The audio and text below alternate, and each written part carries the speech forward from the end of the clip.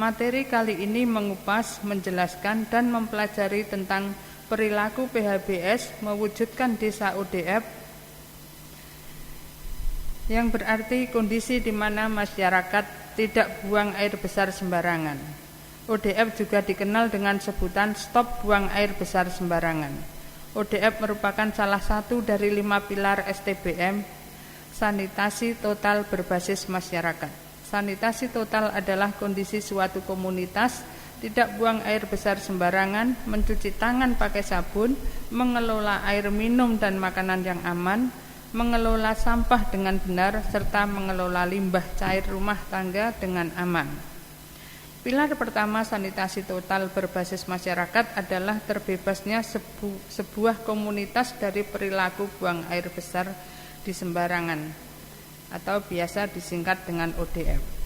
Sebuah komunitas dikatakan sudah ODF jika tidak terlihat tinja manusia di lingkungan sekitar, ada upaya peningkatan kualitas jamban yang ada supaya semua menuju jamban sehat, ada penerapan sanksi, peraturan, atau upaya lain oleh masyarakat untuk mencegah kejadian BAB di sembarang tempat. Ada mekanisme monitoring umum yang dibuat masyarakat untuk mencapai 100% KK mempunyai jamban sehat. Hadirin undangan yang berbahagia, demikian yang dapat saya sampaikan. Semoga pelaksanaan kegiatan hari ini lancar sampai akhir.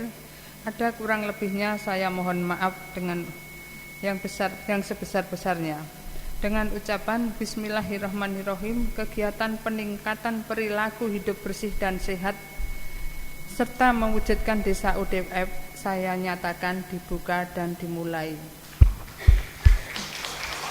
Sekian, terima kasih. Wassalamualaikum warahmatullahi wabarakatuh. Mohon izin, ibu-ibu, pagi hari ini sudah kenal dengan saya? Oh, belum kenal loh ya. Ya kenalan dulu, kalau belum kenal nanti ketemu di jalan dikira aku sombong kok, orang nyopong ya. Jadi kalau saya melihat ibu-ibu di jalan mungkin saya ya lupa Bu ya, lah wakeh aku ya gak hafal wajahe rada mirip-mirip ngono iku. Meneng kok nggih klambi PKK petuk aku iso wali aku koyoan ya. Saya perkenalkan, nama saya Dr. Wahyu Sri Harini, saya berdinas di Dinas Kesehatan Kabupaten Jombang ya. Kalau sebelumnya saya sudah jalan-jalan di beberapa puskesmas Melanglang Buana ya.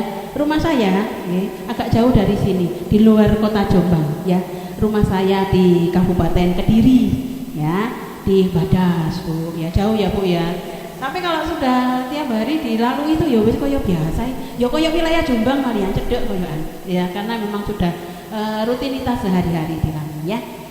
Pada pagi hari ini saya diberi kesempatan untuk menyampaikan terkait dengan peran PKK ya, dalam upaya kita berperilaku hidup bersih dan sehat dan dalam rangka mewujudkan desa ODF. Ada nggak desanya di sini yang belum ODF? Kira-kira adakah?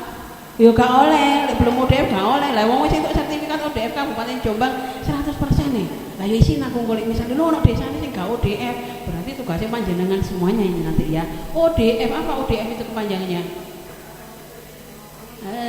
Yes. Open Defecation Free alias tidak BAB sembarangan ya. Jadi lek BAB ku ya wis gak zamane saiki. BAB sembarangan ku ya siin, gak terima izin dadi sudah siin lek BAB sembarangan ya. Karena apa saya wong bangun omah nggih, itu juga harus dikonsep untuk tempat toiletnya, untuk WC-nya, kamar mandinya, WC-nya itu sudah harus dikonsep. Jangan membangun rumah pokoknya ono kasur, ya, ruang tempat tidur, ruang tamu. Lah kok lek keblek-keblek titip sapa iki kok ya lek ono tamu iki lho. Susahmu set gono kali. Lah yo isin kok ya. Ya lek pas apa jenenge kaline pas ono banyune. Kok aline gak ono banyune ya susah iki kok ya. Leren langsung nok ndino tanggane kok malian dititipno tanggane. Jadi mungkin yang perlu disampaikan oleh panjenengan semuanya terkait dengan ODF ini ya iku mau ndak arep bangun omah nggih. Iku wis konsep untuk memiliki jamban barang, memiliki kamar mandi itu sudah harus dibuat sejak awal. Lek gambare iku mek ono jeding gak ono WC niku ya bahaya iku ya. Ya, iki soalnya kulino plung labuk. Nang gone kali kok lek gak nyemplung iku rasane koyo gak iso metu. Nah, ada yang seperti itu. Itu yang edisi jadul ya. Karena kita kan sudah banyak generasinya, sudah mulai generasi muda ya, termasuk kita kan muda juga ya Bu ya.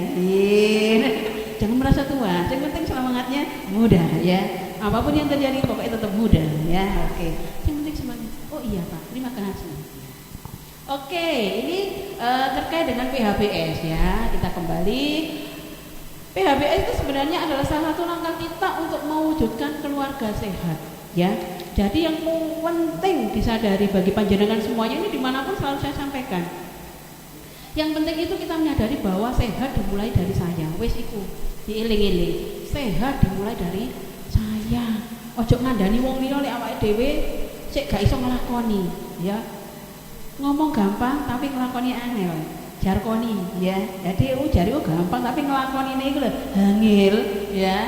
Nah iku gampang lek nek ngono tok iku ya akeh tunggale wis sak telek dayak kabeh iku iso nek kaya ngono iku ya. Wis iso nek mek ngomong tok tapi nglakoni gak iso iku akeh. Ya, nyuweneni tok tapi yo padha nglakoni. Ya akeh tunggale kaya ngono iku. Jadi ingat sekali lagi bahwa sehat itu dimulai dari saya. Ya, kita sudah harus beritikat bahwa kita akan menjadi agen perubahan. Agen perubahan di mana? Kita akan menjadi contoh di mana? Paling enggak di keluarga kita. Ya, seorang ibu pasti ibu iki ya wis jujukane, ya bapake, ya putrane harus menjadi contoh bagi keluarganya. Ya, dimulai dari kita. Sama kemarin ketika saya memberikan arahan untuk anak-anak remaja kita, saya juga mengajarkan konsep seperti ini bahwa sehat dimulai dari saya. Ya, bagaimana dia bisa hidup sehat kalau misalnya dia sendiri nggak paham terkait dengan masalah-masalah kesehatan, terkait upaya bagaimana meningkatkan kualitas kesehatan. Nah, kalau nggak paham ya piye? Ya, jadi sekali lagi semua ini dimulai dari saya. Ya, jadi kalau di kesehatan itu ada slogannya, misalnya sehat dimulai dari saya. Ya memang benar. Ya Mbak Maruti ya memang benar semuanya itu bermula dari kita sendiri. Kita mau memberi contoh ya kita harus menjadi contoh ya. Ojo sampai itu mau ngomongi wong liya kuwi nek ngomongi jenenge pemenang kader wis ini duit segala titik komane ya nek ngomongi ngono sing diomongne kok nyawang apa wis diomongan gak karuan ya iku ya sing penting kok ojo omong tok tapi ya iso memberi contoh ya gitu ya. Oh iya ini PHBS hafal kabeh. Tak bedheki PHBS apa solo langsung ngacung iki sak ruangan iso ngacung kabeh itu ya. PHBS sudah masalah kecil itu Bu. Perilaku hidup bersih dan sehat. Bagaimana kita mau berperilaku hidup bersih dan sehat? Yang penting nomor 1 adalah ada kesadaran pribadi. Oh, itu mau ya. Sadar, nek gak sadar mosok wong ODGJ, ya wong ODGJ kan ya sadare ya gak 100% ya. Nah, wong ODGJ apa ya ero dhek PHBS. Enggak ngerti lek dhek pas kumat gak ngerti. ODGJ sampean seneni ngebrok aja nang kono, ngebrok enak kono. Ya gak iso sampean malah diwentungi kok malahan ya. Jadi ini penting kesadaran pribadi. Ya.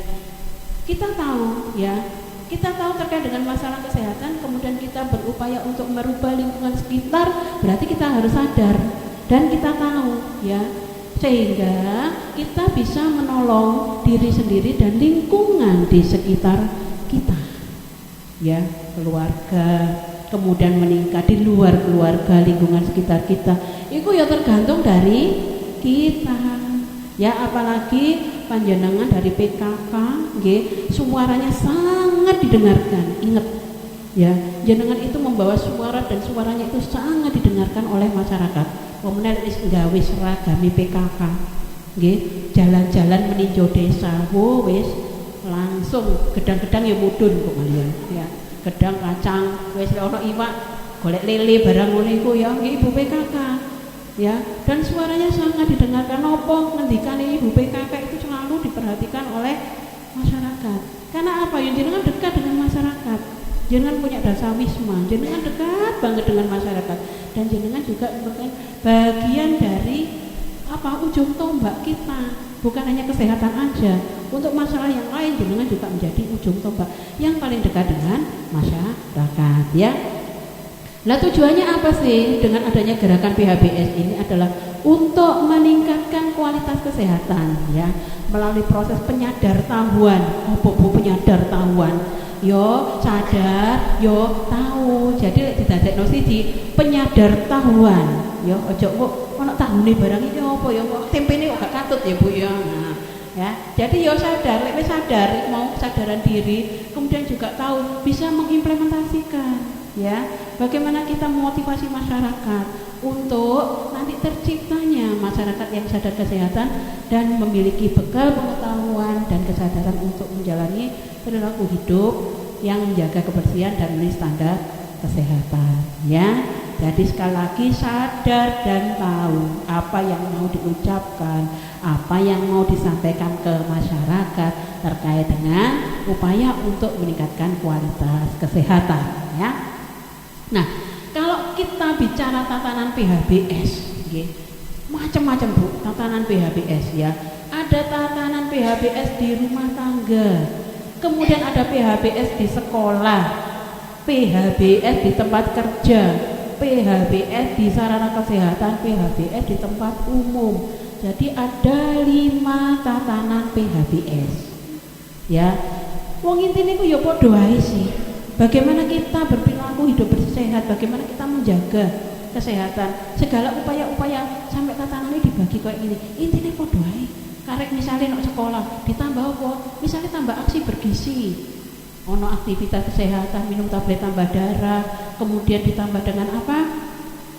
Tablet tambah darah, kemudian sarapan pagi, ya, sarapan pagi bergizi. Nah, itu loh, masuk di dalam PHBS di sekolah.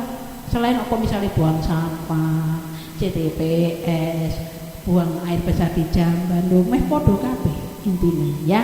Nah, pada kesempatan kali ini karena jenengan nanti yang disasar adalah rumah tangga, maka tatanan yang saya ambil di sini adalah tatanan PHBS terkait dengan rumah tangga ya.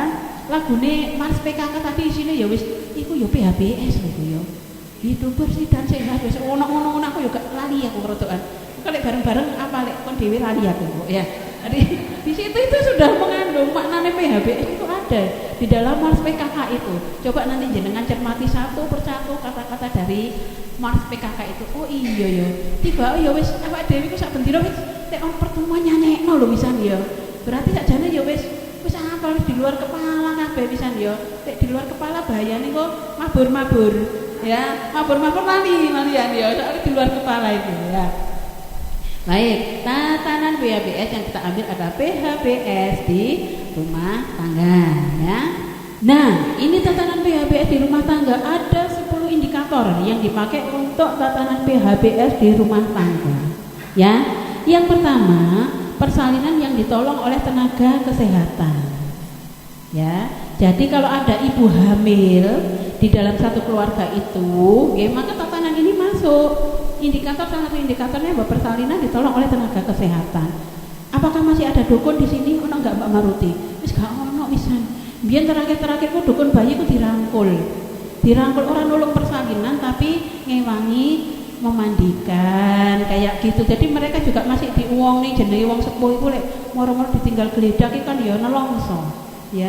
Jadi tetap dirangkul tapi untuk memandikan seperti itu ya. Jadi persalinan ditolong oleh tenaga kesehatan. Mengapa kok ditolong oleh tenaga kesehatan? Mengapa? Kira-kira mengapa kok ditolong oleh tenaga kesehatan? Supaya apa? Supaya yo selamat ibu bayi yo selamat bapak bahagia, seneng-seneng lonjak-lonjak muniku yo. Karena bahagia ibu selamat tambah ayu ya. Anaknya lahir sehat cenger, gak megap-megap loh. Itu kan ditolong oleh tenaga kesehatan. Dan tentunya tenaga kesehatan ini adalah tenaga kesehatan yang kompeten. Ya, ada kompetensi dari tenaga kesehatannya. Ya gak anggaran kok tas lulus. Bidan nek tak lulus untuk penolong iki lho. Ya iso ae tapi kompetensinya belum ada. Ya, jadi ada surat-suratnya, surat izinnya SIMPE untuk nolong itu juga harus ada. Nah, makanya persalinan harus ditolong oleh tenaga kesehatan yang sudah kompeten sehingga diharapkan kesehatan keselamatan ibu dan bayi akan terjaga ya. Kemudian yang kedua, indikator yang kedua adalah pemberian ASI eksklusif. Ya Bu ya, jangan lupa Ada IMD juga, bayi lahir terus diencepi, digawa nang nggone dodone ibu untuk mendapatkan apa? Iya, di IMD. Berarti mendapatkan apa itu tujuannya? Sing biasanya sik netes-netes metune gorong lancar. Kolostrum ya. Jadi sing netes-netes jangan dibuang. Wah, kok sik netes ngecakno iki bayi mulai nyedot lah yo gak kuat iki. Lah wong iku gisine tinggi ya untuk kekebalan bayi. Ya. Jadi ketika ditaruh di dada, dia dengan bau keringat ibunya itu langsung goleki sing jenenge tombol kehidupan itu. Ya. Tombol kehidupan itu ya, tuningnya radio itu ya. Jadi pentil, goleki pentil dikit-dikit goleki pentil. Ya itu otomatis ditaruh di dada dia akan mencari. Itu refleksnya dari bayi. Ya. Ibu aja keri ngono ya. Karena cek pertama cek lahir pertama terus keri ngono. Itu omongi ibuke, ya Bu Bidan ya Bu Marti ya. Ditaruh di dada kemudian dia akan mencari putingnya ibu itu ya. Karena apa? Dia harus mendapatkan kolostrum. Supaya apa? Kekebalannya juga bagus ya, supaya enggak gampang sakit. Kemudian berikan ASI eksklusif sampai berapa bulan? 6 bulan. Boleh enggak ditambah susu yang lain? Lek ibu kerja, diapakno terus susune? Iya, diperah. Ya, lek iso jangan dikompo ya. Jangan menggunakan kompo tapi diperah manual. Itu yang lebih bagus adalah dengan diperah manual. Ya, jangan dikompa. Ya, manual. Semakin sering dikeluarkan, maka produksi ASINya semakin banyak. Lek gak dimikno, ya tambah suwe-suwe mampet. Ya, kalau sudah mampet bisa ndak dia lagi dirangsang untuk keluar lagi, bisa ndak? Tambah sulit apa ndak? Iya, ya. Jadi untuk ibu yang bekerja, tolong ya, bahwa susu itu bisa diperah. Ya, selama di tempat kerja nanti dia juga bisa memerah susu. Biasanya kalau memang perusahaannya sudah memperhatikan terkait dengan hak-hak wanita yang menyusui, maka dia akan memberikan waktu untuk ibu ini memerah ASINya. Ya, dan ingat ASI itu bisa disimpan. Ya, bisa ditaruh di kulkas. Ya, bisa ditaruh di freezer kalau mau jangkanya lebih panjang. Bisa, ya. Sehingga ini loh, berarti tidak ada alasan untuk tidak memberikan ASI, ya. Keadaan seperti ini ketika tidak dilakukan, ini beresiko untuk nambahi kasus stunting maneh.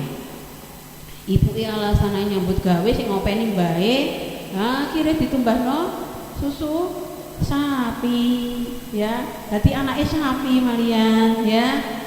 Pokoknya meneng, iki putuku meneng, ibuke yo ayam lek nyambut gawe lah, gitu lho, ya. Beresiko untuk menambah kasus stunting. Gorong kok legone larang, akhirnya nek gawe yo gak kenthel, gawene wencer, pokoknya ketok putih ngono tok ya. Pokoke bayake lho, iki lek sesuai ya gisine tambah kurang. Padahal kita harus ngopeni di 1000 HPK. Ingat di 1000 HPK berarti sampai usia berapa? 2 tahun, mulai dari kandungan tis ketemu ya, sperma dengan ovum ketemu tis sampai dengan 2 tahun itu harus diopeni bener-bener. Ya, gizinya harus benar-benar diperhatikan supaya apa? Supaya kita bisa mengoptimalkan pertumbuhan dari otaknya, ya. Yang membedakan stunting dengan yang enggak stunting itu apa sih? Perkembangan otak. Ya, makanya kita mengejar di 1000 HPK, ayo 1000 HPK. Ya, duit gak duit pokoknya 1000 HPK harus terkejar karena kita ngejar di pertumbuhan otaknya, ya.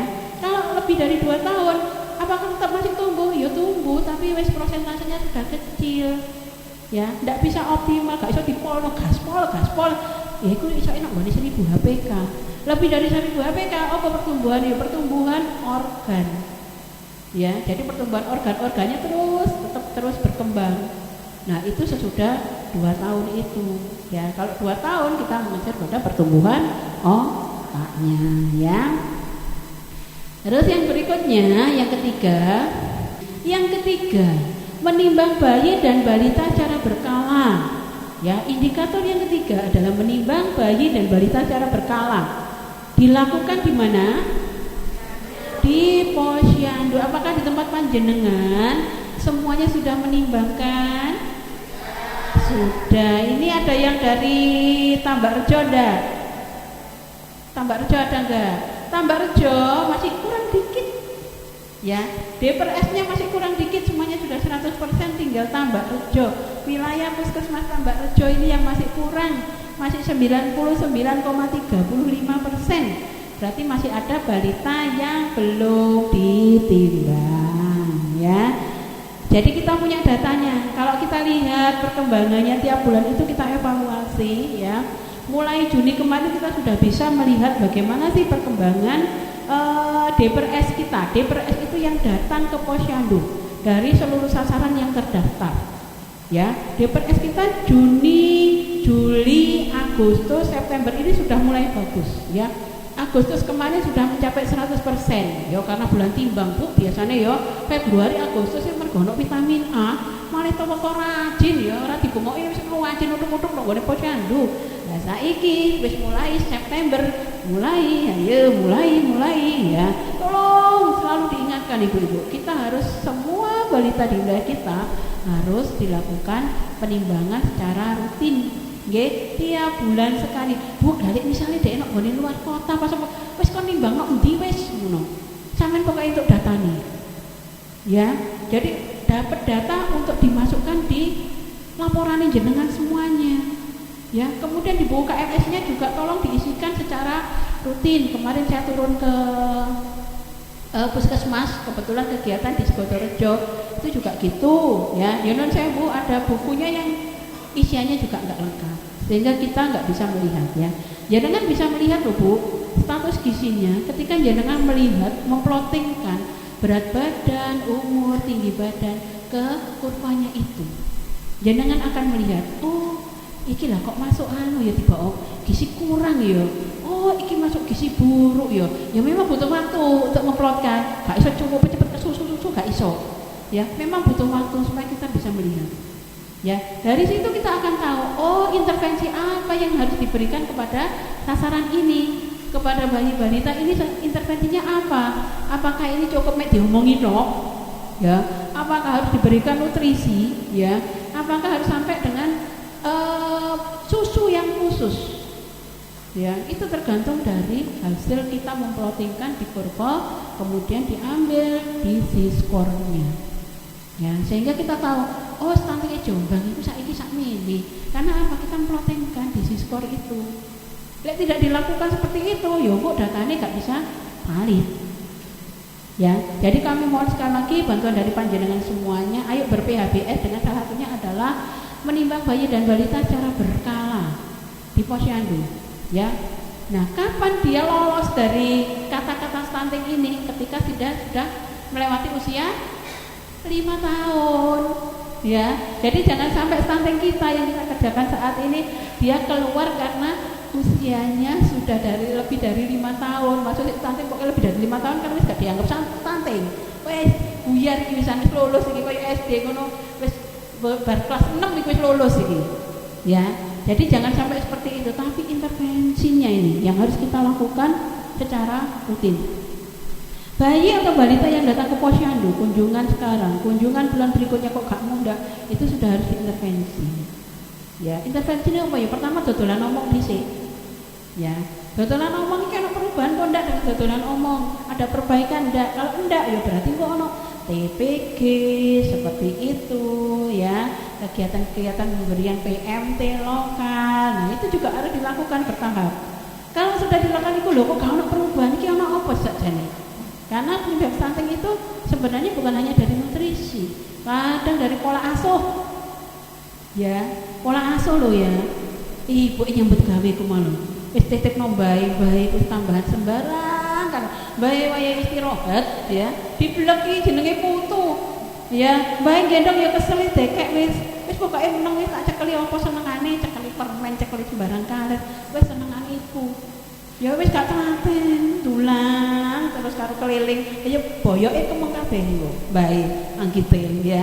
Butuh istirahat ya kok malah dibleki. Sing duwe anak sapa to sakjane? Ya, anake kok senene niku ya. Jadi ada beberapa penyebabnya ya. Jadi nutrisi, pola asuh, kemudian juga infeksi. Sering watuk pilek iki lho. Iku ternyata lek dijarjarno yo nggarai berat badannya gak naik-naik. Wis tak tukokno susu apik lho kok ya pancet ayo kok ya. Lah sering diare mencret, sering matuk pilek. Nah, itu ternyata menyebabkan iki lho berat badannya ndak naik-naik ya. Sehingga intervensi ini harus segera dilakukan. Kalau penyebabnya ternyata bukan dari nutrisi, berarti harus dicari penyebabnya yang lain apa sih yang menyebabkan berat badannya tidak naik-naik ya. Yang selanjutnya, yang keempat indikatornya adalah cuci tangan dengan sabun dan air bersih mengalir. Ya, jadi jangan dibak, diobok-obok. Masak ini banyune nok bak gak mengalir, obok-obok lah ya padha mencampur kuman-kuman menjadi satu ya. Nah, ini yang harus kita lakukan dulu zaman Covid. Nah, zaman Covid itu ngarep omah ya, rajin ono tempat cuci tangan. Ada sabunnya ya. Airnya mengalir lho, banyune ono terus enggak arepane yo arep mlebu omah, tangane dicuci. Nah ya, saiki lho golek sitoke gak ono ini Chan. Ya, nek ndi jajane iku? Ya. Nek ndi ku? Apa dirosokno apa ya apa iku ya? Wis pecah apa ya apa? Nah, padahal itu budaya yang baik. Yang harus ditiru. CTPS, cuci tangan pakai sabun dan air mengalir itu sebagai salah satu cara kita memutus rantai penularan gitu. Tangan nggih iku lak nyekel sembarang kalir. Wes, baru buka kotak, njupuk jajan. Lho, gitu tangan iki mau lho ya. Iki iso menularkan kemana-mana. Gurung meneh lek patuk nggih nutup. Nah, wes to, njupuk jajan meneh. Nah, seperti itu. Sama dengan anak-anak kita. Ya, anak-anak kita harus dilatih untuk sering cuci tangan pakai sabun dan air mengalir. Karena apa dolanane lemah-lemah.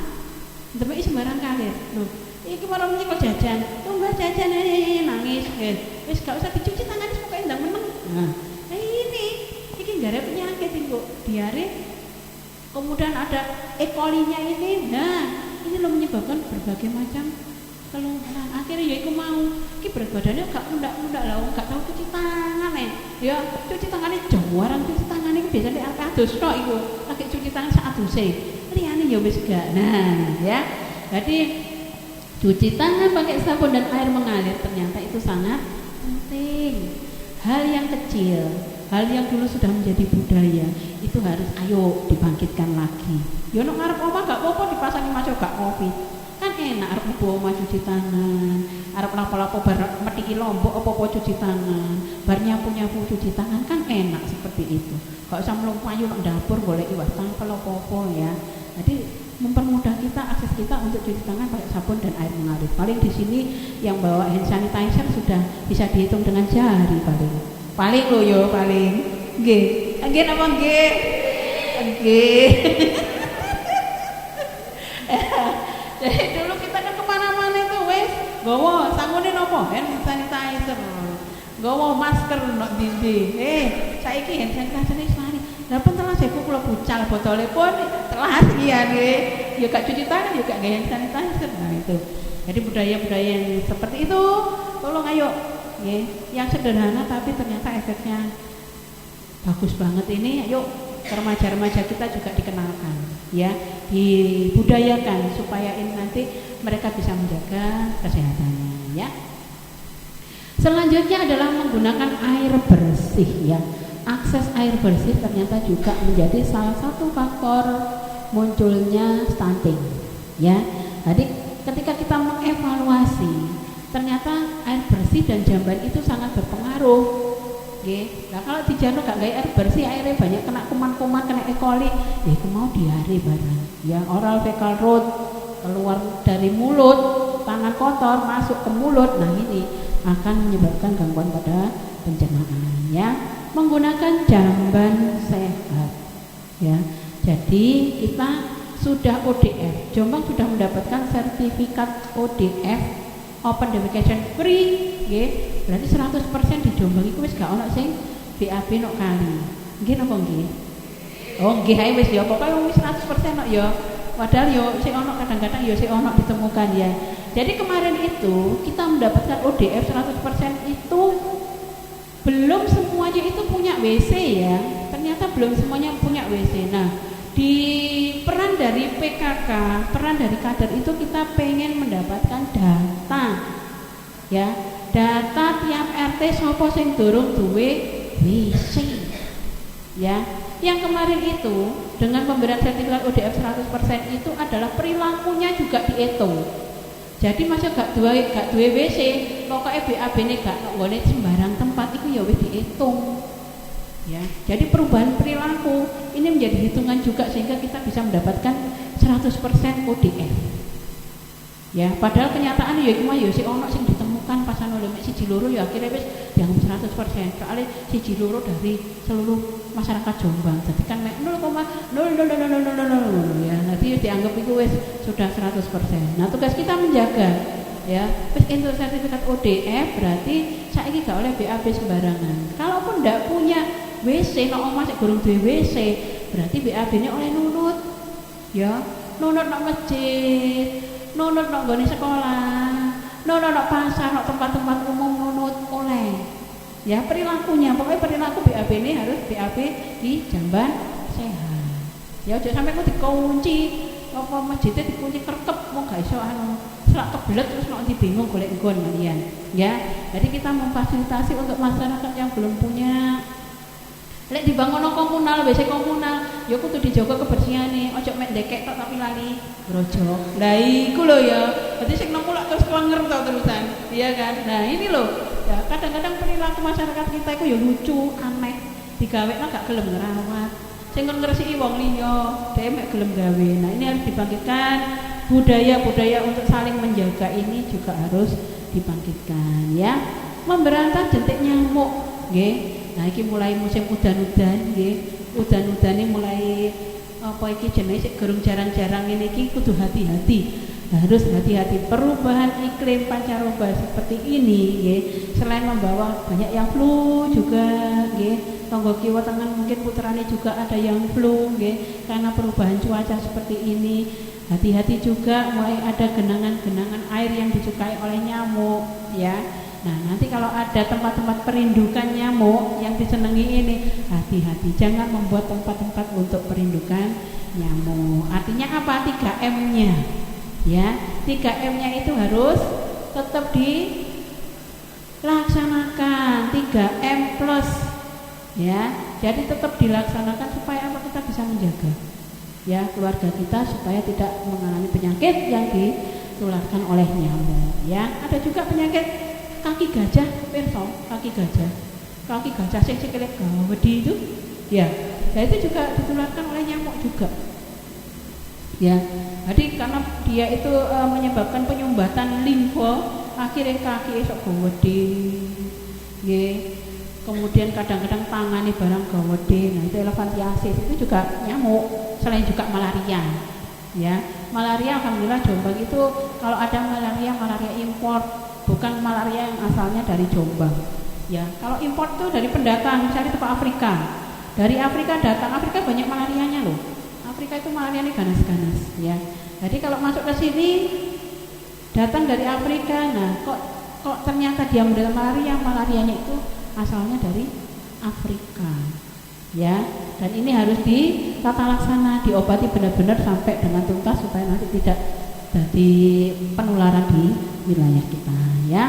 Kalimantan ya itu masih ada kalau Kalimantan. Kalau Jawa sudah, Jawa Timur itu sudah eradikasi, sudah tidak ada ya. Nah, kalau yang Kalimantan, Papua sing akeh nyamuke, ya itu biasanya juga masih banyak malaria ya. Terus yang ke-8 adalah konsumsi buah dan sayur. Ya, konsumsi buah dan sayur. Berarti kita bicara tentang apa itu? Yang penting apanya? Buah dan sayur itu banyak mengandung serat juga ya, selain vitamin ya, banyak mengandung serat ya. Remaja-remaja kita, putra-putri kita saat ini banyak enggak yang suka sayur dan buah? Jarang ya Bu ya. Wangi. Senengane pentol, seblak pedes, makaroni, wes cician, cireng, cilok, cimol. Apa meneh, Mbak? Jadi senengane yo cician ngono iku sing pedes-pedes. Nah, sayurnya, buahnya itu menjadi jarang.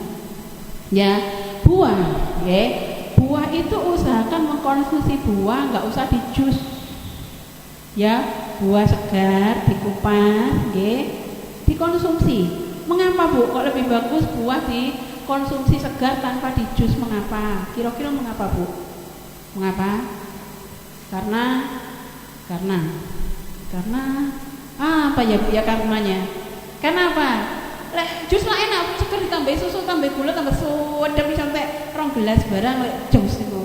Buah dikunyah-kunyah ngono iku malah gak entek akeh iku. Ayo, kenapa? Kira-kira kok lebih bagus mengunyah daripada di blender? Kenapa? Soalnya kandungannya apa gak tambah susu, tambah gak tambah enak, tambah kandungan gizinya luar biasa Bu tambahan. Ayo.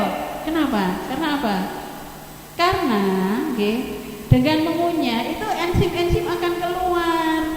Ya, sehingga buah itu ya kalau vitamin A nya misalnya 100, besok diserap 100 ketika enzim-enzim ini keluar. Ya, tapi di blender senengan kan gak mungkin kayak serut ya. Enzimnya gak metu. Ya, enzimnya gak metu akhirnya penyerapannya enggak bisa mencapai 100%. Ya. Jadi ingat sekali lagi sing apik iku buah iku ya dikunyah nyam. Tambah sering ngunyah itu tambah banyak enzim yang keluar. Ya, jadi ngunyah itu sadurunge 20 biasanya tek siji loro nyam. Tapi ya iya, tapi kan mending daripada serut ya. Kalau jus kan serut langsung masuk seperti itu.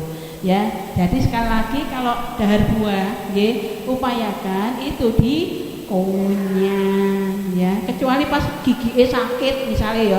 Aduh Bu, lha untuk lara iki lho Bu, ya wis enzime kok ada pas panas saya saiki untuk lara ya wis gak apa-apa di blender. Gitu ya. Eling-eling putrane nggih ngoten. Aja senengno jaju saya ya.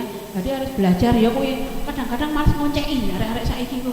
Lek wis ana meja iku lagi gelem ya. Omongne nek kulkas ngono iku wis lagi gelem.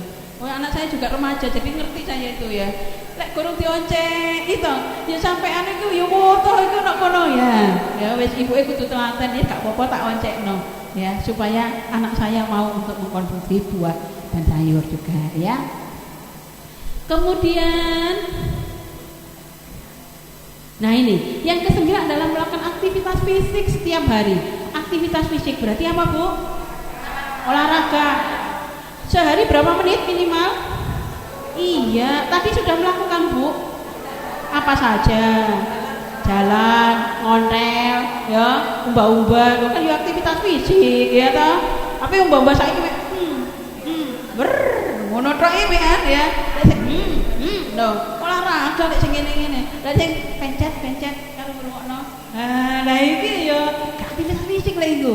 Ya. Jadi aktivitas fisik itu ada berubah pada denyut jantungnya Bu. Jenenge aktivitas fisik kayak jenengan aerobik. Bandingkan sebelum jenengan bergerak dengan sesudah bergerak ada perubahan pada denyut jantungnya. Ya. Jadi itu jenenge aktivitas fisik ya bergerak, kudu bergerak. Mbok mlaku, ya naik turun tangga, mbok ngontel nggo wis 30 menit diobah-obahno badane. Ya. Jadi setiap hari minimal 30 menit ya untuk kita melakukan aktivitas fisik. Boleh lebih dari 30 menit gak dilarang ya, tapi kok malah apa iki jenis sarapane gak siap kok. Soalnya saya harus berolahraga minimal 30 menit sampai ngeloyur pedan. Lho nek omah golek iki sarapane gak mateng-mateng iki olahraga Pak. Waduh iku seneni bojone kemudian ya. Dan ini yang ke-10 adalah tidak merokok di dalam rumah ya. Susah apa susah Bu? Nggih ta, mosok sih Bu. Lah napa kok susah tuh? Wis kadung menjiwai ya Bu ya. Karena tidak dia nih rokok itu efeknya adalah adiksi Bu, kecanduan kayak narkoba. Makanya kita upayakan anak-anak kita yang belum terpapar rokok, jangan terpapar rokok karena sifatnya nanti adalah kecanduan. Ya, jadi nggak tambah hilang, tambah terus kepengin karena nikotinnya.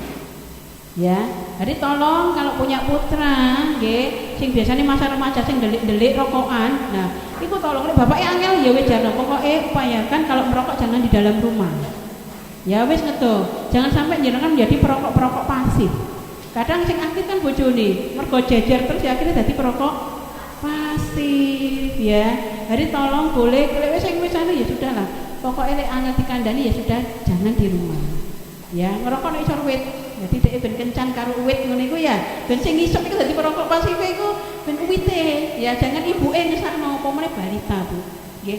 Ternyata dari stunting-stunting yang kita turun ke lapangan, biasanya di dalam keluarga itu ada yang merokok, wes. Ya, kadmiumnya itu berpengaruh terhadap penyerapan nutrisi di dalam tubuh balita ini. Ya ngejak anake, ya ngejak putune karo ora terus iki ya padha rokokan iki. Ya putune sing digendong iki mau lho. Ya dijak seneng areke dijak dolen ndelok kono kene. Tapi ya iki mau lho, ya karo rokokan iki lho.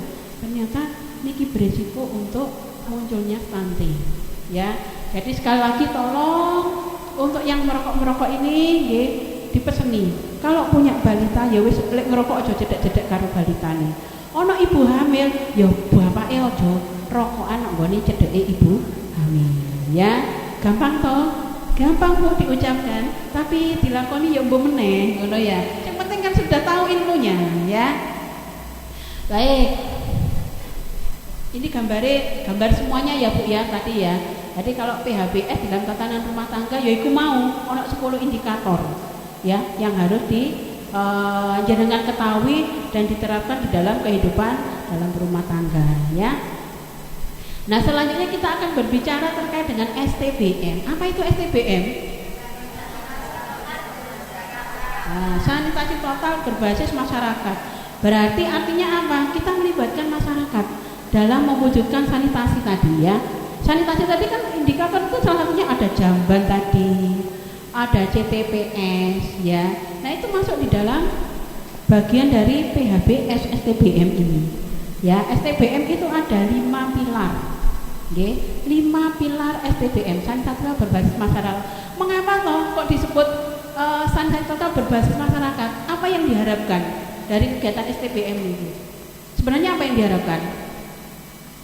Ya iki garisan iki nek nggone iki berbasis masyarakat. Jadi kita berharap masyarakat itu ya sadar. Ojo jagakno nek nggone pemerintah tok rek. Yo mandiri yo ya. STBM ini dikenal dengan adanya pemicuan kalau kita mau bicara STBM. Jadi sadurunge awake dhewe iku membuat masyarakat mandiri nggih terkait dengan sanitasi dan higien, maka dia harus dipicu dulu, dirangsang. Stimulan dulu. Ya. Jadi kalau misalnya ono 10 di dalam RT itu sing gak duwe WC, nggih, dirangsang. Ya wis tak gawekno pemicuan kok nggone sing paling miskin misalnya wis gak iso tuku blas, paling miskin wis iki tak bangono. Lah kok sing liyane ya diharapkan aja ngenteni ngene. Ngenteni pemerintah ya aku nang nggone anu sing kali dhisik ae. Ya aja koyo ngono iku. Ya. Tapi mereka harus terangsang. Oh, berarti saya harus secara mandiri, harus membangun sendiri WC. Ya kan iku mau lho, omah iku kudu nek nggone gambar iku ya wis kudu ono WC-ne barang.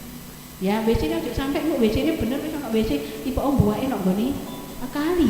Nah, iki lak ya padha ae iki jenenge ya. Mek apa gawe ruangan tapi kok mbuake nek kali ya padha ae, padha plumlap iku, Bu. Ya. Nah ini, sanitasi total berbasis masyarakat merupakan pendekatan untuk mengubah perilaku higien dan saniter melalui pemberdayaan masyarakat dengan cara pemicuan. Ya, jadi jangan sampai berharap semuanya aku ngenteni bantuan dari pemerintah. Ya lek pas duwe pemerintah iku akeh yo gak apa-apa dikekno wargane kabeh iku gak apa-apa. Ya, tapi lek duwe ngepres kan ya malah ono sing dipilih-pilih sih. Ya ndak bisa semuanya harus terfasilitasi ya. Iki harus dilibatkan. Kemarin kita juga ada anggaran sing keluarga stunting, lampu stunting. Kita cari ya dipitati data-datanya itu. Ya Bu Yayu ya. Kita sudah berkoordinasi golek datane iki lho. Ya, mitati. Iki sing gorong duwe WC ndi ya. Iki kok masuk datane tekok sapa? Anggarane tekok sapa? Gak oleh double anggaran juga. Ya, jadi sing gak kebagian kebetulan kok ya gak kebagian mergo anggarannya terbatas, ya berarti ayo mandiri. Mosok sih gak iso sih gawe WC iku piro Bu ya yuk kira-kira 5 juta dadi ya. Bisa. Nek sing sederhana gak sampai 5 juta. Ya. Lah iya, sing 3 juta ya iso. Ya. Jadi anggaran seperti itu kalau memang kita niat nggih, insyaallah bisa lah diwujudkan. Gak usah sing istimewa. Gak usah sing wis langsung gawe apa itu Enggak sing duduk terus ono sing semprotane jas-jas wis sing anu, beke ono sing ngelap barang ngene iku aja wis, gak usah sing gawe ngono-ngono iku ya. Gawe sing paling ndak sudah jambannya harus jamban sehat gitu ya. Tujuannya apa? Untuk mewujudkan perilaku masyarakat yang higien dan saniter secara mandiri dalam rangka meningkatkan derajat kesehatan masyarakat yang setinggi-tingginya. Wis, kuncine nek nggone mandiri. Ya. Ojo saiki didik-didik njaluk ngenteni pemerintah. Aduh, pemerintah, aku gak duit pemerintah. Lah nek ngene carane gak nyambut gawe ya. Jelas kok pemerintah bejut kabeh nek ngene carane. Ya. Jadi jenenge wis wani nikah, ya kudu wani nyambut gawe, ya kudu wani soro. Ojo sampai kabeh ku ngene pemerintah desa ngene. Nah, budaya seperti itu yang harus kita ubah. Mindset seperti itu harus kita ubah di masyarakat, bahwa kita harus berupaya untuk mencukupi keluarga kita, ya. Nek misalnya ya wis kepeksa, misalnya ono sing lara anu bisa dia lah ini loh. Anggaran pemerintah bisa untuk mengcover untuk mereka yang memang enggak bisa bekerja karena sakit, ya. Karena sudah lansia. Nah, itu bisa. Tapi nek sehat kuat gagah perkasa, ya cekelane HP, ya kok ngenteni bantuan pemerintah itu ya malah tahan, ya. 5 pilar STBM, ya. Yang pertama adalah stop BABS, ya. Stop buang air besar sembarangan, ya. Jadi wis gak zamane meneh, nggih, aja kaya kucing, nggih. Kucing iku sak nemene wis jewengking mero-mero garuk-garuk ya. Kadang tak sewawat sandal aku sampai pegel ngono kok lek menemu tak sewawat sandal. Padahal dhek wis kebelet oleh mlayu ya. Yang kedua, cuci tangan pakai sabun dan air mengalir ya. Jangan lupa CTPS yang sudah terlupakan kemarin ya, yang sudah menjadi budaya, ayo dibudayakan lagi ya. Paling enggak hand sanitizer lah nggowo ya. Wong mek sak prit ngene tok ae lho ya. Kalau dulu memang agak mahal, sekarang kan murah-murah ya. Pengelolaan air minum dan makanan rumah tangga PAM MRT ya, pengelolaan air minum dan makanan rumah tangga. Kemudian yang keempat adalah pengolahan sampah rumah tangga, dan yang kelima pengolahan limbah cair rumah tangga ya. Nah, ini terkait dengan pilar STBM. Yang pertama stop BABS ya. Stop buang air besar sembarangan ya. Suatu kondisi ketika setiap individu dalam suatu komunitas telah berperilaku dan memberi akses jamban sehat, tidak lagi melakukan praktek BAB sembarangan. Jadi sudah ada jambannya. Ya, kalau nggak punya jamban ya tadi nunut nggak popo. Ya, nunut no pasar, nunut no nggone musala, nggak popo. Ya, tapi ya iku mau ojo mek ndekek tok terus ngilang. Ya kudu ngresiki ya. Jadi jangan sampai kalau kita masuk tempat-tempat umum misalnya kebelet ya, jangan sampai meninggalkan bekas, jangan sampai meninggalkan jejak di dalam toilet. Wis iku pokoke dieling-eling ya. Artinya apa kok sing mlebu iku ya wis gak merasa oh sampean iki mau badian sampean kayak gitu. Ya pokoknya kotor ya digerujuki ya. Jadi jangan sampai meninggalkan jejak ketika keluar dari toilet. Wis nek dieling-eling seperti itu, nggih. Jamban sehat, ya, merupakan sarana BAB bagi masyarakat yang telah memenuhi standar dan bersyarat kesehatan, tidak mengakibatkan terjadinya penyebaran langsung. Jelas, ya, kalau jamban sehat, ya, berarti tidak ada baunya, ya, karena kan tempatnya sudah tertutup, ya. Nah, kemudian dia juga tidak, karena tempatnya tertutup tidak menjadi tempat-tempat vektor, ya, karena kita menggunakan air angsa, berarti ada airnya yang menghalangi bau untuk keluar, menghalangi hewan-hewan untuk masuk dengan adanya air angsa itu ya. Dan tempat sekitarnya itu juga lantainya juga harus lantai yang kedap air di keramik kayak gitu, supaya apa ya, ini gak ngembas-ngembas lantai ini lemah ya kok ngembas-ngembas meneh ya, kecek ngono iku apa kok jemek. Nah kayak gitu. Nah kalau kita lantainya sudah kedap air, kemudian kemiringannya juga bagus, diatur kemiringan buangannya itu, maka juga menjadi kering. Wong arep nggone WC ku ya seneng ya, selak kebelet jemek-jemek ngono ku ya. Wah kok risih tambahan. Iso-iso gak sida metu iku ya harta karune iku ya. Dapat mencegah vektor ya. Jadi vektor-vektor ini contohnya apa? Ya lalat contohnya. Ya kalau kita BAB sembarangan, lalat itu kan seneng golek sing barang-barang sing rada aneh-aneh ngono iku ya lalat iku ya. Lah teko mencelok panas mencelok nang gone makanan. Nah, makanan ini gak ditutup ya. Kita kan tidak pernah berpikir sejauh itu. Pokoknya nikmat. Dari nikmat ya. Gak tahu itu dicelok ya apa gak roh ya. Nah, semut juga gitu kan, semut juga jalan-jalan kemana-mana. Kita nggak bisa melarang, dilarang masuk, nggak iso melarang itu. Ya, tikus ya ngono podo. Tikus ya senengane barang sing kotor-kotor kayak gitu. Ya, jadi sama semua faktor-faktor itu adalah pembawa kuman-kuman penyakit sehingga bisa masuk dalam tubuh manusia. Ya, ini contohnya gambarnya kotak buruk ya. Gambarnya kotak buruk, panjenengan sampun kagungan foto-foto nih, Tere? Oh belum. Oh enggak. Oh kayaknya sudah saya kirim ke tukang, nanti minta aja ya. Nah, jadi ini gambarnya Mbah Kong doprok, nggih, BAB sembarangan, doprok nang pinggir kali sambil melamun Mbah Kong iki. Oh nikmat sekali hidup ini sambil rokokan. Nah, padahal ini sudah tidak zamannya pisan. Tidak boleh seperti ini, harus diubah ya. Harus ada tempatnya kilo sederhana. Nggih, ini contohnya dibuat apa? Pagere apa iki tutupe pakai bambu-bambu apa iki jenis sesek iki apa? Nah, sesek ya Bu ya namanya ya. Gedek ya. Ada gedeknya loh, iki loh ya bisa. Ya tapi pokoknya dibolong-bolongi kok. Kalau sing nakal gedeknya dibolong-bolongi nginceng-incengan ngono iku ya. Nah, ini loh sudah bisa ya. Kalau misalnya pakai tutupan sing biasa Bu. Ono WC sing modele cemplung ya. Belum, boleh enggak seperti itu? Boleh, pokoknya ndokone ono tutupe. Ya. Atasnya harus ada tutupnya.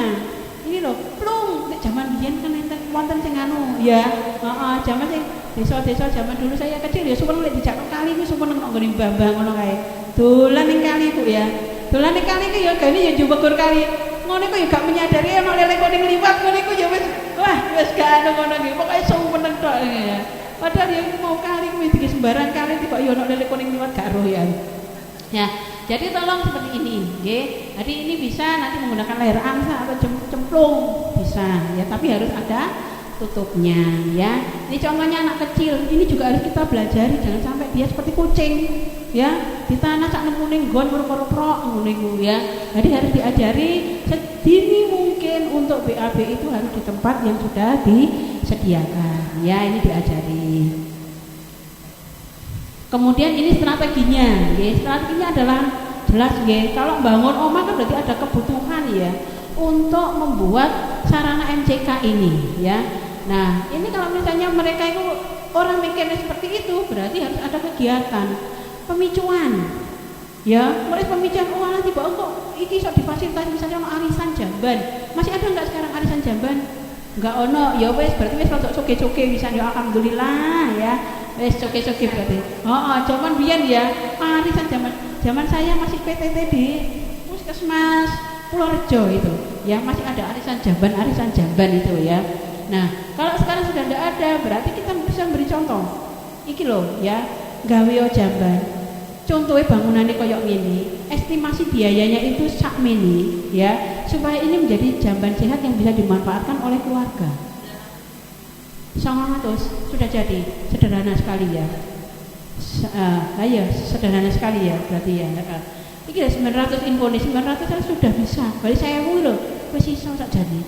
Ya paling enggak gajian sak wulan wis dipotong 3 jamban ae wis iso sak jane ya.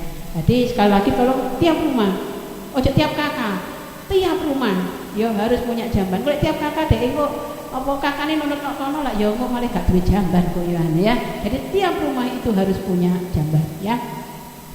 Penciptaan lingkungan yang kondusif, okay? Jadi ini harus regulasinya juga terkait dengan ODR, kemudian ada advokasi, kemudian juga dilakukan fasilitasi ya. Ini contohnya desa itu sampai masang papan, desa bebas BAB sembarangan ya. Kayak ini cedek-cedek kali ngono kuwi ya. Jadi BAB kali kan ngomong sungkan tuh, lah kok bisa nak tulisan ngene, wes gak sido aku. Soalnya desa ini sudah menyatakan, sudah membuat apa itu pernyataan bahwa desanya adalah desa yang bebas BAB sembarangan. Masangnya yang gon-gon sing biasanya diparani wong. Ya. Jadi lek masangnya nek ngono ngarepe balai desa yo gak apa-apa. Tapi aja kok masangnya iku gon-gon sing gak wong-wong sing gak BAB barang kuwi lho, cedek kali pasangi kayak gini. Supaya nanti mereka tahu, oh ternyata gak boleh sekarang BAB sembarangan ya. Ini contoh untuk membuat sumur resapannya ya. Nah ini contoh-contohnya seperti ini. Nah ini fungsi kita mempelajari STBM ya, sanitasi lokal berbasis masyarakat, ini adalah dalam rangka memutus rantai penularan penyakit ya. Banyak penyakit yang disebabkan oleh apa sih perantarane tangan ya. cairan, lalat, tanah. Lho iki lho perantarane. Nah, sumbernya misalnya apa? Tinja, feses, ya. Kemudian ada sampah, ada limbah, ternyata itu juga sumber-sumber penularan dari penyakit, ya. Ini adalah vektor-vektornya, ya. Ada lalat, serangga, ya. Ini tempatnya, tanah, cairan, tangan. Nah, dengan adanya STBM ini, ya, kita berupaya, ya, 5 langkah itu dilakukan untuk memutus rantai penularan penyakit dari sumber-sumber ini kepada manusia, ya. Jadi ingat ada 5 langkah itu berarti apa? Yo, iku mau sampah yo diopeni, kemudian dibacain dalam rumah tangga diopeni. Harus melakukan CTPS karena lho iki lho ternyata tangan itu menjadi sumber penularan, sehingga harus dilakukan ini CTPS supaya apa? Memutus, supaya kuman-kuman ini dengan jenengan cuci tangan pakai sabun iki lho mati kuman-kuman ini, sehingga tidak masuk ketika makan, tidak masuk ke dalam tubuh manusia, ya. Yang kedua adalah CTPS, ya. Cuci tangan pakai sabun dan air mengalir. Kapan sih dilakukan CTPS ini? Nah, ini 5 waktu, ya. 5 waktu penting cuci tangan dengan sabun. Setelah apa ini? Ya setelah BAB jelas. Ya setelah BAB upayakan harus cuci tangan pakai sabun dan air mengalir, ya.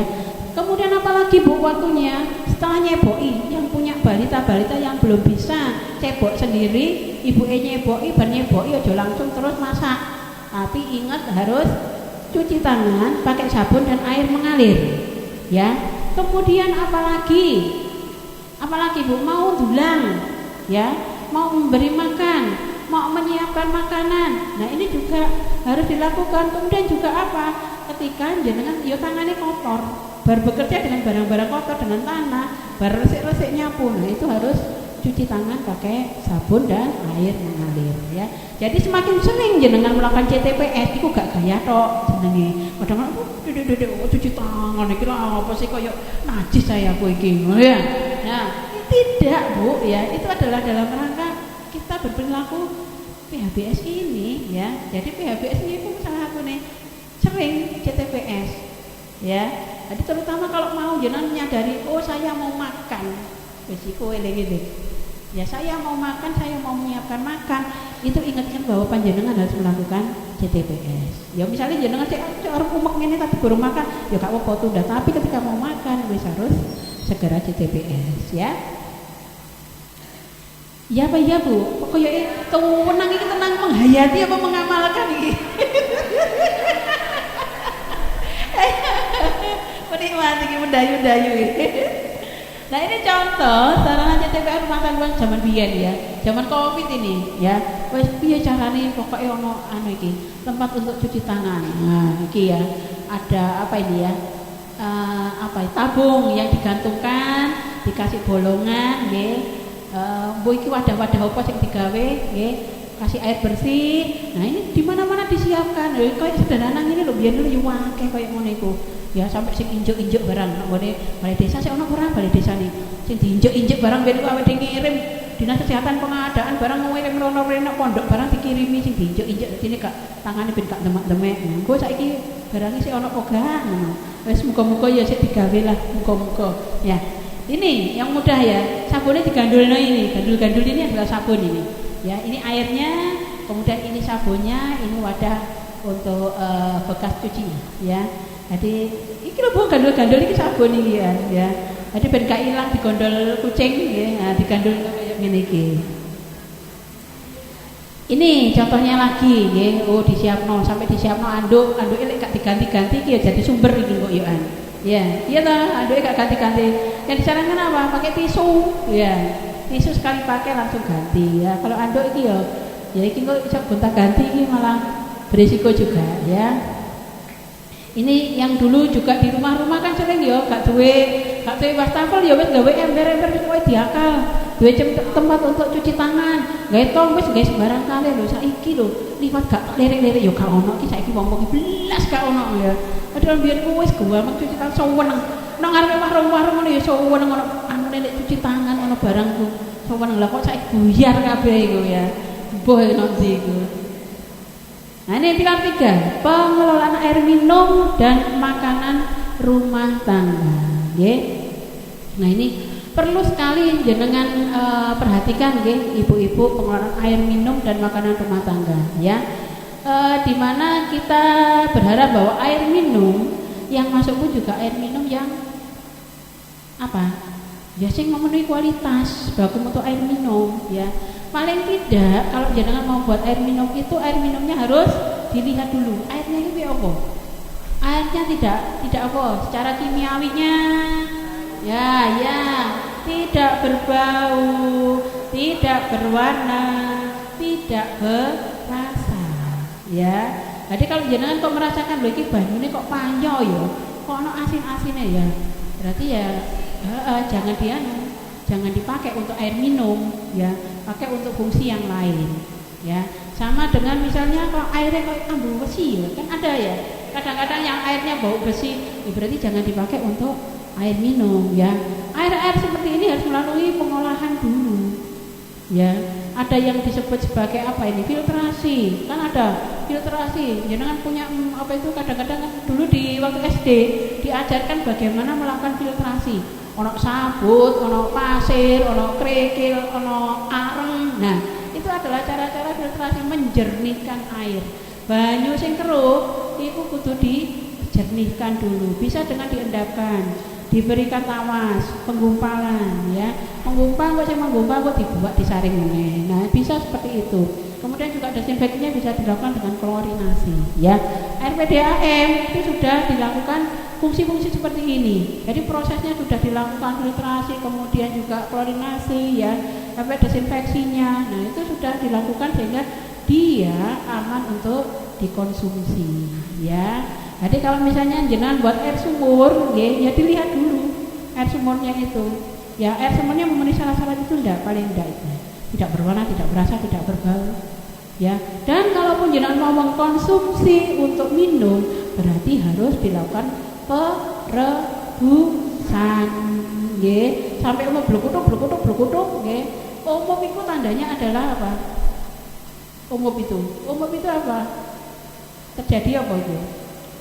Blukutuk di seluruh permukaan air. Jangan sik blukutuke gorong tekan ndukur itu sampe sebut umum. Jenenge umum itu blukutuke iku wis tekan permukaan. Blukutuk.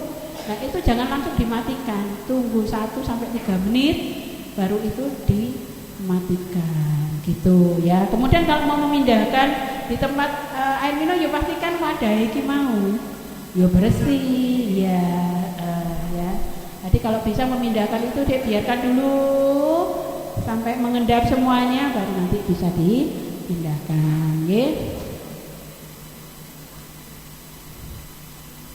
Nah, ini merebus nggih, merebus ini ketelnya pakai yang bunyi tuit gitu itu ya, ada yang seperti itu. Merebus itu mematikan proses ini ya, mikroorganisme barang. Jadi merebus itu cara yang mudah untuk jenengan mematikan mikroorganisme ya, virus, bakteri, spora bakteri, jamur protozoa. Nah, itu dengan merebus ya. Tapi pastikan tadi blukutuk itu sudah sampai seluruh permukaan. Jangan blukutuk bisa pateni cek gorong mati kabeh. Blukutuk sampai ndukur 1 sampai 3 menit ya, baru nanti dimatikan. Arep gawe kopi wis aman banyune ya. Sudah ndak ada ini penyebabnya penyakit-penyakit ini ya. Ini ya, merebus itu juga ada keuntungan dan ada kekurangannya ya. Kekurangannya kalau misalnya nanti menggunakan apa kuwi jenenge kayu atau apa ya jelas sangit polusi ya. Nah, itu aja sih sebenarnya ya, dan juga butuh waktu ya. Nah, selain itu juga jenengan mungkin juga pernah mendengar dengan ozon ya. Ada yang dengan ozon, ada yang dengan ultraviolet. Boleh, enggak apa-apa. Asalkan ultravioletnya benar-benar apa itu sesuai dengan standar. Ojo cek wis lawas gak tau diperiksa alate. Nah, iki kok moro-moro ya ultraviolet kok sekedar warna ungu tok tapi gak ono gunane apa-apa ya.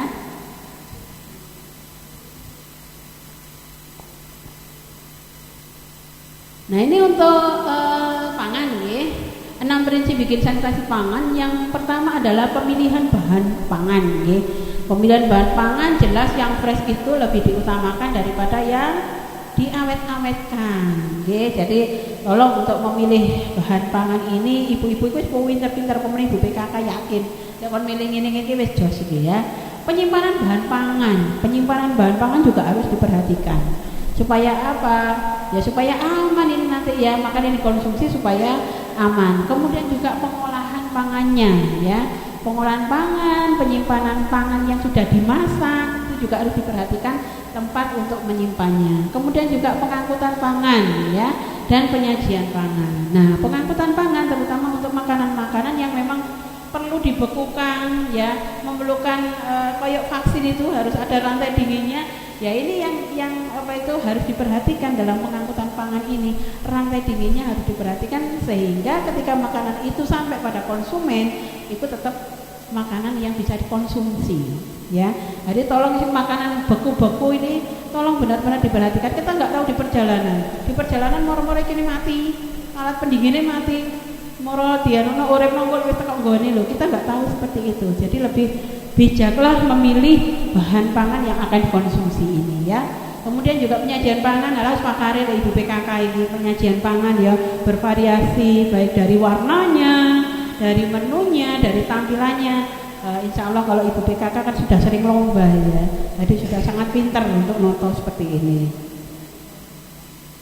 Nih ya, untuk menyimpan peralatan pangan pengolah pangan ya dan menjaga kebersihannya. Ya ojo berak-berak diparani coro, diparani tikus ya. Ya padha ae kok masih wis dikorani diparani karo hewan-hewan iku lak padha ae.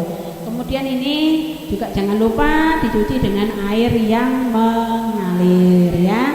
Ini juga CTPS-nya tetap dilakukan dan jangan lupa kalau menyajikan ya ditutupi. Saiki kan modelnya Bu. Apa ki sing dhuwur ngene iki Bu? Kena buka-bukaane itu lah. Iya. Nah, wis saji tutup sajine sing dhuwur ngene iku lho Bu, ana sing 5 tutupan 5 ya.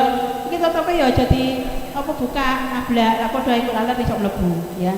Jadi tolong diperhatikan untuk keamanan ini ya dalam penyajian ini. Nah ini mengkonsumsi makanan yang dimasak sampai matang. Iki gambare gosong lek iki Bu ya. Iki kegosongan iwake iki dibakar sampai ireng iki ya. Jadi perhatikan bahwa makanan itu supaya aman ya berarti memang ada toleransi waktu untuk mematangkan ya. Sing senengane makanan mentah-mentah ya tolong berarti kebersihannya pada saat mencuci harus benar-benar diperhatikan ya. Nah, banyak makan bakar ini aman pun enggak Bu sebenarnya Bu? Makanan bakar-bakar. Apa aman pun enggak? Iya betul. Memicu kanker ya Bu ya. Ya terutama kanker nasofaring itu. Daerah sini ya. Itu kalau banyak sing senengane sak bendina sate, ayo sapa sak bendina sate senengane karo ayam panggang, hati-hati ya. Pomone dimasak sampai gosong ngono kae. Ora mantep boleh gak gosong ngono kae. Nah, itu hati-hati jangan terlalu sering untuk mengkonsumsi makanan-makanan yang dibakar. Gosong-gosongnya itu lho Bu ya. Itu yang memicu ya. Kemudian yang pilar yang keempat adalah pengolahan sampah rumah tangga. Penting sekali diperhatikan 3R. Apa Bu 3R Bu? Reduce, terus reuse, recycle. Apakah reduce itu? Apa reduce? Reduce berarti apa ayo? Ya mengurangi volume sing arep dibuat. Misale Bu ya. Saiki kan toko-toko golongan Indomaret nggih kan nggak boleh bawa apa kantong plastik ya. Nah, kresek-kresek nah itu mengurangi itu dalam rangka ini loh Bu, reduce itu. Makanya sampeyan aja muring-muring kok ya. Nek nang nggone Indomaret lho biasane mbiyen dikeki kresek kok saiki ditekoki nggawa ada enggak? Oh, sampai ngono ya. Karena apa? Ya kita ingin mengurangi sampah-sampah plastik nggih. Sampah plastik ku lek dijarno ya angel musnahe itu sampah-sampah plastik itu ya. Nah, kita harus mulai mengurangi seperti itu. Contohnya meneh Bu ya, untuk mengurangi reduce ini, mengurangi sampah ini. Lek jenengan diundang nang kondangan, ya prasmanan. Aja pomong lawe enak-enak kabeh dijupuk sampe piring monjong, terus akhirnya gantek. Lah, itu gak oleh itu ya. Itu gak reduce iku jenenge. Jadi ambillah secukupnya, habiskan. Pokoknya itu ono nang gone wadah iku kudu entek. Gitu ya, jangan sampai menyisakan makanan-makanan seperti itu. Misalnya putrane jenengan yang ngono, akhirnya ibu sing ngentekno. Kok malian ya, nyoba sak piring, anake gantek, ibu sing ngentekno. Nah, berarti kurangi volume untuk anaknya. Kira-kira dia mau menghabiskan berapa, nanti diulang lagi. Ya, frekuensinya yang ditambah. Jangan volumenya yang ditambah, tapi frekuensi pemberiannya yang ditambah. Supaya apa ibuke yo gak dadi gede nemen. Ngono lho ya. Dadi kok ben anake yo melok gede ngono ya. Reduce itu, kemudian reuse. Apa reuse?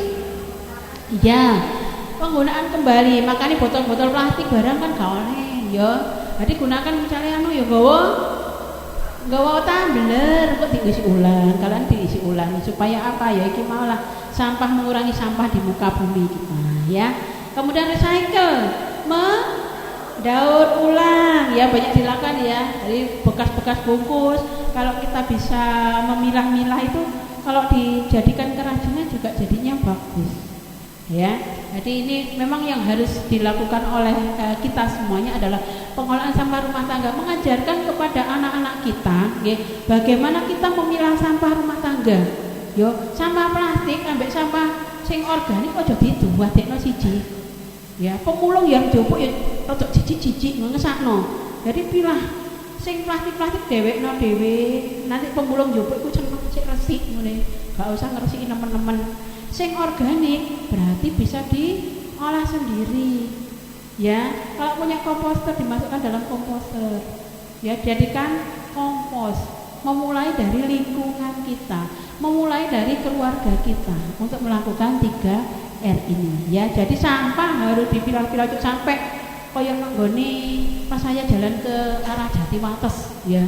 Lah nggone pinggir jalan iku lho, sampah itu dibuwaki gak karuan nggone pinggir-pinggir jalan. Ya, akhirnya saya sampai harus menghubungi LH karena puskesmas wis angkat tangan karo desa, jarine sing buak iku wong bukan dari wilayah situ. Ya. Jadi ini loh, ayo bersama-sama kita berupaya mewujudkan. Ya udahlah, kalau orang namanya seperti itu, mulailah dari diri kita, mulailah dari keluarga kita untuk mewujudkan upaya-upaya 3R ini, ya. Jangan sampai sumpah gak karuan belasah, gak karuan, ya. Mari ketok sampahin belasah kan juga enak, di sawang juga enak, ya. Jadi sekali lagi ajarkan kepada anak-anak kita untuk bisa memilah sampah. Mana sampah yang masih bisa digunakan, pakai, ya. Kemudian juga sampah ini organik sama anorganik itu tolong dipilah-pilah, ya, supaya iki mau lho. Pemulung kan seneng nek jopo barang isi resik-resik kabeh itu mereka juga seneng, ya. Kita gak bisa ngasih duit, ngasih ngono kan terus mereka juga sudah seneng, ya. Kegiatan pengawalan sampah rumah tangga, pembuangan sampah dilakukan setiap hari. Sampun Bu dilakukan, sampun ya, tiap hari enjeng lak ngerti jenengan sudah umek ya. Pemilahan sampah dalam bentuk pengolahan sampah organik dan anorganik juga harus dilakukan. Kemudian pengumpulan sampah dan pengangkutan sampah. Nggih, sampahnya di rumah diolah sendiri apa Bu? Apa ada yang ngangkut? Kalau yang di kota-kota biasanya ada yang ngangkut, di kota-kota ya. Nah, boleh enggak dibakar? Boleh enggak dibakar? Polusi ya nanti ya. Polusi, tapi penak boleh bakar pun ndak ketok resik ngono ya, wis. Iya. Nggih ya. Jadi sekali lagi melakukan pemilahan sampah ini ya. Jadi sampah-sampah ini dipilah nggih, dipilah-pilah seperti ini yang memang sudah tidak bisa digunakan nanti bisa dibuang ke TPS ya. Nah, ini sampah yang bisa membusuk, ini jenengan bisa menggunakan komposter nggih, disimpan dalam beberapa bulan ini dengan menjaga kelembabannya sudah bisa digunakan sebagai kompos. Pernah enggak membuat kompos, Bu? Enggak pernah. Hah? Berarti perlu di PKK perlu diajari, Bu, membuat kompos rumah tangga ya. Kok jam berapa ini, Bu? Kalau yang 3 ya, berarti kok jam 3 harus membantu untuk pembuatan kompos ini ya. Karena ternyata masih banyak yang belum melaksanakan ini, ya, masih banyak organiknya yang tidak termanfaatkan. Ya, ini contohnya anak-anak diajarin memilah sampah. Ini dibuang di mana? Ya, ada yang organik, ada anorganik. Nah, dikasih ke anak untuk dimasukkan di sampah yang sesuai, tempat sampah yang sesuai. Ya, kemudian untuk limbah cair rumah tangga. Contoh limbah cair itu apa, Bu? Limbah cair rumah tangga. Ya bekas cucian itu ya limbah cair, bekas air mandi, ya itu kan juga limbah cair. Sampean gerojok tinja itu kan juga limbah cair, ya. Nah, untuk pengolahan limbah cair rumah tangga tujuannya apa? Menghindari terjadinya genangan air limbah yang berpotensi menimbulkan penyakit berbasis lingkungan, ya. Jadi ojo sampai tergenang wis sampah ditambah banyune mbek-mbekan, wis tambah gejibrat-gejibrit arepe liwat ae wis kudu wegah, ya. Sarana berupa sumur resapan dan saluran pembuangan air limbah. Jadi kalau jenengan ada air wastafel, air bekas cucian itu jangan digabung dengan WC, ya. Jadi punya sumur resapan sendiri untuk yang WC ini, kemudian spalnya sana pembuangan air limbah untuk yang limbah selain limbah tinja tadi, ya. Air limbah bekas tinja atau urin disalurkan ke tangki septik dan dilengkapi dengan sumur resapan, ya. Kemudian air limbah bekas buangan dapat disalurkan ke spalnya, ya, saluran pembuangan air limbah. Nah ini Bu, ada clean water, ada grey water, ada black water. Apa sih clean water itu? Ya, air bersih, ya. Berarti air yang kita konsumsi sehari-hari ini namanya clean water. Kalau grey water apa itu grey water? Kira-kira apa? Grey water, air abu-abu Bu. Kalau grey water airnya berwarna abu-abu berarti. Apa? Grey water, air. Iya, betul, ya. Air yang sudah digunakan contoh air wastafel yang tidak mengandung bahan-bahan berbahaya, bukan bahan-bahan kimia yang berbahaya, ya. Jadi air wastafel, air bekas cucian, air mandi ini masuk di grey water. Kalau black water apa? Air yang mengandung bahan kimia. Tak tutulno ya. Ini, ya. Bisa mengandung bahan kimia berbahaya dan ini, ya, mengandung ini juga, ya. Jadi tadi kan ada sumur resapan, ada spal, ya. Jadi harus terpisah antara air buangan yang tidak mengandung ini dengan air buangan ini, ya. Jadi harus terpisah, gitu ya. Grey water dan black water. Black water bahan kimia dan tinja, ya. Nah ini contohnya, yang black water juga disendirikan. Ini yang dari apa ini? Jambannya, ya, masuk di sumur resapan sendiri. Kemudian yang grey waternya juga disendirikan, ya. Nah ini jaraknya berapa antara sumur dengan iya betul. Lah kalau di kota-kota itu kira-kira piye Bu? Mepet-mepet ngono kae nek omah sing cilik-cilik mepet-mepet kira-kira sampai 10 meter ora? Heeh. Heeh, kok sing tanggane kene sumbere nek kene, terus iki sebelah kene. Iki harus sumbere dhewe kono tapi kok cedek karo WC-ne tanggane lah ya. Itu juga jadi masalah juga, ya. Jadi kalau memang daerahnya sangat berhimpitan lebih baik menggunakan airnya pakai air pump, ya, air PDAM itu lebih aman, ya. Nah, jadi nanti kita nggak bingung dengan nato iki nih sumur resapannya untuk tinjanya ini, ya. Jadi kita cuma mikirkan wes iki kok banyune teko pump, tinggal nato sumur resapannya aja, ya. Jadi tidak boleh langsung nanti ini dibuang itu di tempat terbuka, itu tidak boleh. Dialirkan ke sungai pun langsung juga tidak boleh, ya. Prinsip pengolahan limbah cair rumah tangga, air limbah kamar mandi dan dapur tidak boleh tercampur dengan air dari jamban, ya. Tadi kan sudah ada grey water dengan black water. Tidak boleh menjadi tempat perindukan vektor, ya. Ojo sampai ngecembong, ya. Kadang-kadang kan ada yang membuat ngene iki pokoke digawekno buritan ngono kae. Ora dikekno sing mereka kan enek to Bu ya. Terus duwe berkondindi ya 200 malah buri tuweles kabeh ra karuan. Nah, ada yang seperti itu. Itu enggak boleh, ya. Tidak boleh menimbulkan bau. Nah, iku lek koyo ngono iku mah ya kita dadi bau, ya. Ya, jadi harus kita hindari seperti itu. Tidak boleh ada genangan yang menyebabkan lantai licin dan rawan kecelakaan, ya, dan terhubung dengan sumber resapan atau saluran limbah umum, ya. Nah, ini terakhir ya ini. Nah, peran panjenengan semuanya, nggih. Kita harapkan apa sih ini? Ini ada kita berbagi peran, nggih. Dalam rangka kita mau mewujudkan ODF, nggih. perannya masing-masing sudah ada, mulai dari Dinas Kesehatan Provinsi, kemudian Dinas Kesehatan Kabupaten, Puskesmas, kader kesehatan. Jadi kan masuk di wilayah sini nih, ya. Jadi apa yang dilakukan? Membantu pemicuan, kemudian juga membantu untuk pengumpulan data RT, ya. Jadi yang kami harapkan dari panjenengan semuanya seperti itu agar kita bisa mendata di wilayah kita, nggih, sapa sing gurung duwe jamban. Ya, nanti kalau ada bantuan pemerintah kan kita sudah punya sasaran, oh iki lho sing gurung duwe. Lek gak anu ya wis mandiri, mau STBM-e jalan. Ya sudah dipicu berarti mereka juga harus jalan, ojo jagakno. Tapi lek pas ono bantuan kita sudah bisa, oh kono gurung duwe, berarti bisa menjadi sasaran. Apa meneh lek iki terintegrasi dengan ternyata punya balita, stunting. Nah, ini juga akan diupayakan untuk mendapatkan bantuan dari pemerintah, ya. Mungkin itu ibu-ibu semuanya yang kusayangi, kucintai dan kubanggakan, materi pagi hari ini semoga kalau jenengan kemarin sudah mendapatkan materi-materi ini semakin disegarkan kembali, semakin refreshing, sehingga ingat sekali lagi sehat dimulai dari saya, ya.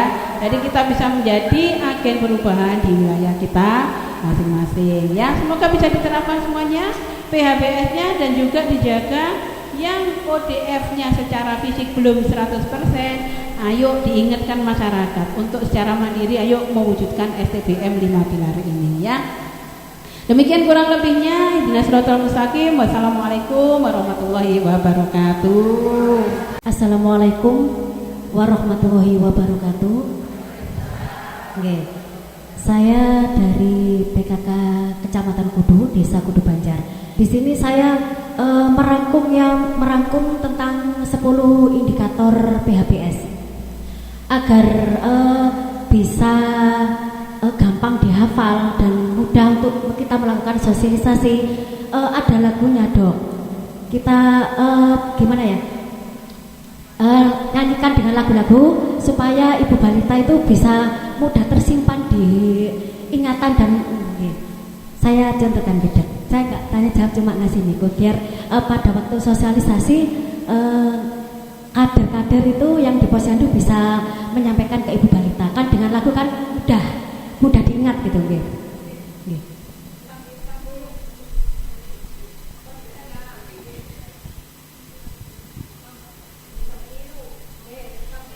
Monggo, mungkin ada tipnya. Biar nanti pada saat kader-kader posyandu pada waktu sosialisasi penyuluhan di posyandu melakukan dengan lagu-lagu kan mudah diingat oleh ibu balitanya, nggih.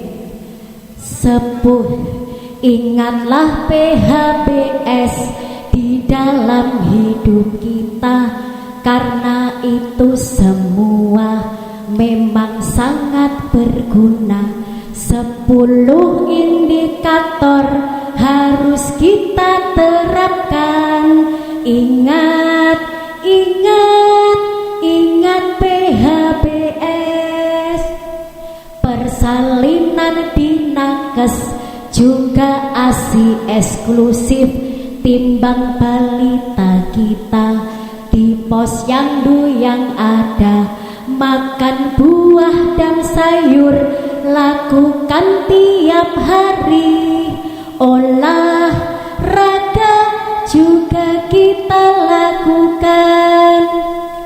Jamban sehat di rumah haruslah kita punya. Air bersih dan sehat, bebas jentik dan kuman. Cuci tangan yang bersih lakukan tiap hari. Merokok di rumah harus kita hindari. Ingat PHBS. Matur suwun. Wassalamualaikum warahmatullahi wabarakatuh. Bismillahirrahmanirrahim. Assalamualaikum warahmatullahi wabarakatuh. Perkenalkan, nama saya Angela Laksari dari PKK Barongsawan, Bandar Kedung Mulyo, Jombang. Yang mau saya tanyakan di sini, dokter, kebetulan di desa kami, di desa Barongsawan itu untuk pengelolaan sampahnya memang belum ada yang mengelola. Jadi setiap rumah tangga itu masih ada yang dibakar, masih ada yang dibuang sembarangan di pinggir-pinggir kali seperti itu. Jadi ini memang desa masih mau merencanakan untuk mengadakan tempat sampah dan memfasilitasi untuk pembuangan sampahnya. Yang ini yang mau kami tanyakan, untuk di Bandar sendiri kan memang tidak tersedia tempat pembuangan akhir sampahnya. Jadi TPA-nya kan kita memang belum ada. Jadi sementara kemarin-kemarin itu banyak yang masih ikut di TPA-nya Perak yang di samping jalan itu. Untuk pembuatan TPA-nya itu apakah ada indikator yang pasti dari Dinas Kesehatan, dokter? Jadi barangkali ada syarat-syaratnya harus jauh dari pemukiman atau seperti apa, itu mohon dijelaskan dokter untuk keberlanjutan program kami ke depannya. Terima kasih. Wassalamualaikum warahmatullahi wabarakatuh. Terima kasih, luar biasa, lagunya menyemangati kita semuanya ya. Nanti bisa menginspirasi ibu-ibu semuanya untuk tadi itu lagunya becak itu ya, becak tolong antar saya. Nah itu kan, nah mungkin jenengan nanti naik gunung juga enggak apa-apa ya. Jadi lagunya bisa ngambil lagu yang asik-asik seperti apa yang semangat, monggo silakan supaya nanti bisa lebih mengena terkait dengan indikator 10 PHBS tatanan rumah tangga itu. Kemudian dari Bu Angela Barong Sawahan ya, terkait dengan pengelolaan sampah ya. Memang sampah ini sangat menjadi perhatian kita semuanya. Ya, karena itu tadi kalau kita salah dalam pengelolaan ya lingkungan yang akan menjadi sumber-sumber penyakit bagi kita ya. Jadi untuk TPA ini ya sebenarnya desa ya yang harus juga mengupayakan, karena desa itu sing duwe lahan juga ya. Dan untuk sarana atau syarat-syaratnya untuk membuat TPA ini ya tentunya diharapkan jauh dari warga, karena apa? Baunya. Sampah itu kan baunya ya. Lalu deket ning lingkungan kok ya ambune sewedep ngono terus gak gewegeran ngono iku ta ya. Jadi paling tidak kita tahu bagaimana memilah sampah dulu. Lakukan pemilahan. Kemudian memang yang organik itu harus dilakukan composting. Ya, bagaimana memanfaatkan bahan-bahan yang organik itu untuk proses composting. Ya, kemudian 3R-nya dilakukan. Ya, mana yang masih bisa digunakan kembali, yang bisa diolah kembali. Bank sampahnya hidup enggak? Belum ada. Nah, hidup segan mati tak mau. Nah ya, makanya harus ayo PKK bergerak. PKK ngopeni bank sampah. Ya, PKK ngopeni bank sampah. Kemarin di LH itu di Dinas Lingkungan Hidup itu kan juga ada Bu Sapa itu yang juga ngopeni bank sampah. Jadi dia mengolah, ya jadi kreatif, jadi wong kreatif itu ya barang sampah itu jadi sesuatu yang berharga. Ya, jadi kita melatih kepada masyarakat bagaimana kita mengolah sampah di lingkungannya. Kalau dia memiliki tanah di sekitarnya, ayo composting ini juga bisa dilakukan ya. Memanfaatkan bagaimana kita melakukan composting dengan menggunakan jirigen-jirigen sing rada gede iku, naro bahan-bahan yang organik yang mudah busuk dalam wadah itu, kemudian dijaga kelembapannya. Lah ini bisa digunakan sebagai kompos. Ya, yang penting adalah memilahnya dulu. Ya, masyarakat itu aras-arasen. Sing penake gumbuakno kali, katut banyu apa meneh udan wis gak ketok. Ya, nah itu loh kita apa ya? Budayanya yang harus kita hidupkan, mindsetnya di masyarakat itu yang harus kita hidupkan. Ya, sampean nyiapno, tapi lek dhek budayane ya budaya buat kali pengenake. Ya itu ya apa tetap apa jenenge dilakukan seperti itu ya. Bagaimana kita mengolah sampah skala kecil di lingkungan kita, di rumah tangga kita. Ini yang harus dibudayakan ya. Kemudian desa juga harus mengambil peran di sini ya, karena desa memang yang memiliki anggaran dari dana desa itu kan juga bisa dimanfaatkan untuk membuat TPA bagi warganya ya. Dan insya Allah kalau warganya itu terus menyuarakan terkait dengan kebutuhan untuk tempat penampungan sampah ya akan diperhatikan oleh kepala desa.